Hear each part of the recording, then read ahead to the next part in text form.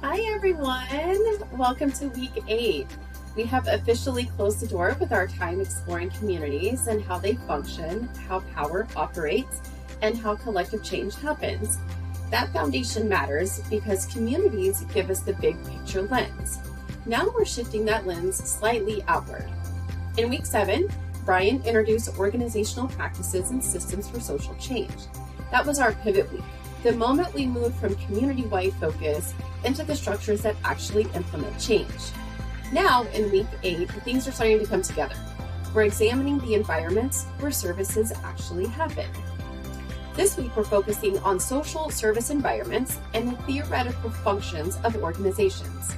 So we're looking at how the organizations really work. Why do they function the way that they do? And what's happening beneath the surface that shapes culture, decisions, and outcomes. Organizations aren't neutral spaces. They are very much a living system shaped by policy, funding, leadership, power, and community pressures. When we apply theory, we begin to see patterns instead of just problems. I'm going to introduce a new word into this, and you've likely heard of it before, mezzo. Mezzo is Italian for middle, and that's where organizations typically fall within the 3 levels of social work.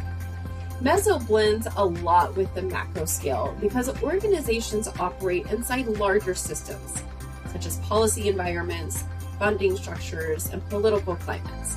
But it's important to distinguish mezzo because organizations are the bridge between the macro systems and the real people. This is where policy gets interpreted, resources get distributed, workplace culture gets shaped, and services reach individuals and families. Mezzo influences change in 2 different directions. So for the first one, it's from the top down. Organizations determine how policy is implemented. Then from the bottom up, organizations identify patterns and advocate for larger systems change. If we ignore the mezzo completely, we miss the entire engine that actually moves change forward. A lot of you have asked me about different careers within social work that aren't necessarily traditional type of roles. This is where I want you to expand your thinking about those careers. When people hear social worker, they often think therapist or case manager. But if you're interested in influencing change at the mezzo and the macro levels, there are so many non-traditional roles. Social workers can work as organizational consultants helping agencies shift culture, policy analysts translating frontline experience into legislative reform, program evaluators measuring impact and redesigning systems, grant writers shaping what initiatives get funded, community engagement strategists within hospitals or school systems, corporate social responsibility directors influencing business practices, systems designers working in nonprofits or government innovation labs, and so much more.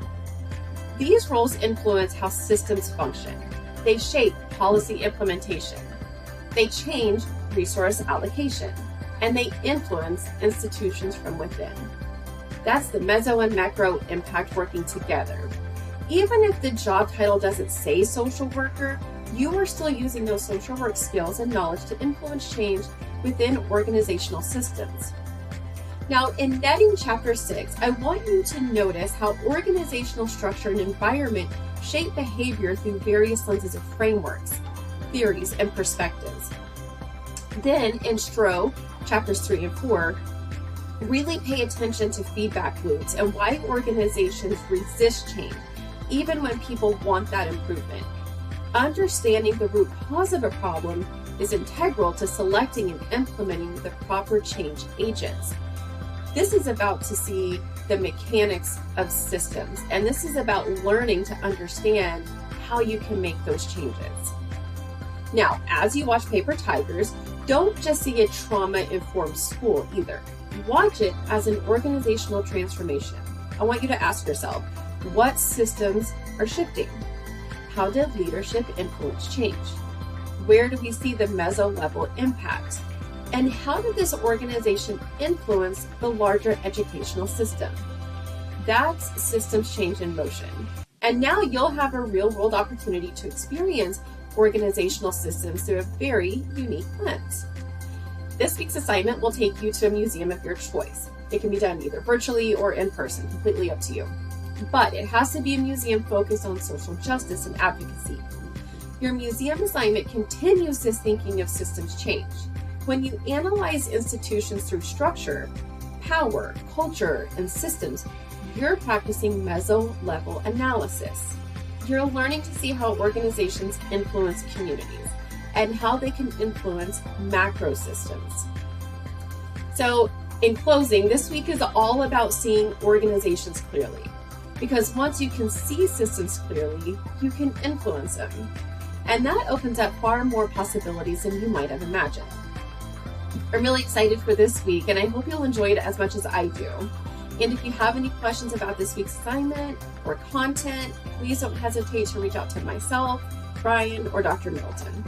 I hope you have a tremendous week.